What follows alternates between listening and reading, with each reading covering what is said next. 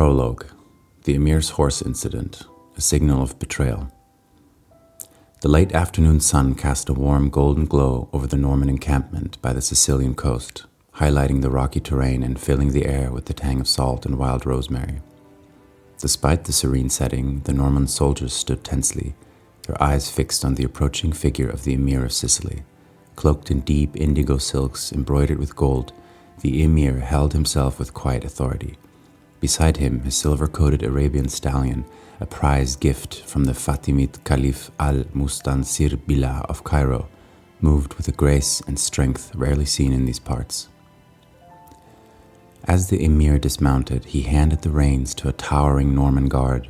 The guard's rough, scarred hands moved over the horse's slender neck and fine-boned jaw with an almost reverent touch.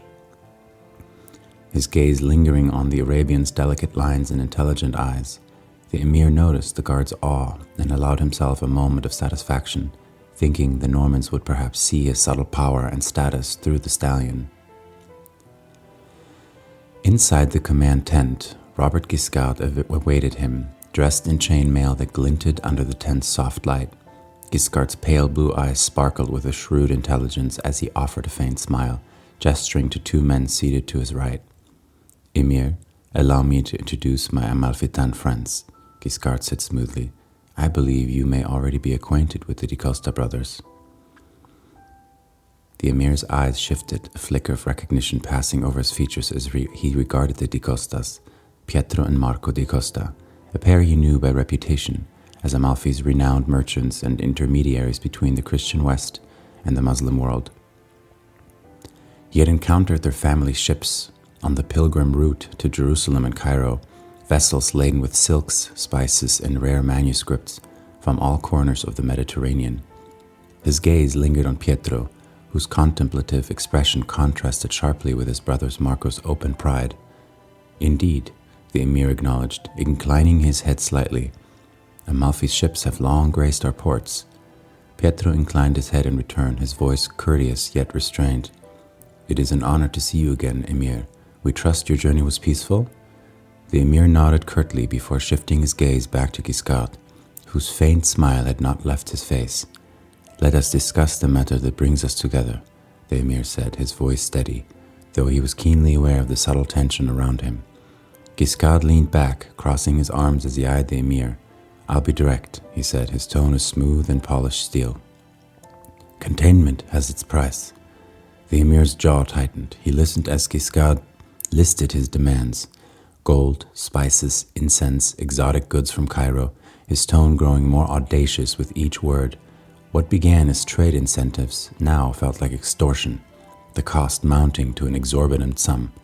The Emir realized this was not a negotiation, it was a show of Norman dominance. "Perhaps, Robert Guiscard," the Emir said, keeping his tone even, "we could meet these demands, but time will be needed to gather the resources." "Time," Guiscard repeated, his voice carrying a hint of amusement. He glanced toward the tent's entrance and then back to the Emir. "Yes, of course. Take all the time you need, Emir." The Emir rose, nodding curtly to the Di Costa brothers, and made his way outside, hiding his frustration behind a mask of calm. Yet, as he emerged from the tent and moved to reclaim his horse, he stopped abruptly. His trusted stallion stood motionless, reins in the grip of the same Norman guard who had stroked it so tenderly earlier. Now a cold glint had taken over the guard's gaze, and with a sudden, brutal movement, he raised his fist and struck the stallion's head with staggering force. The blow was swift and merciless, crumpling the horse to the ground in a lifeless heap.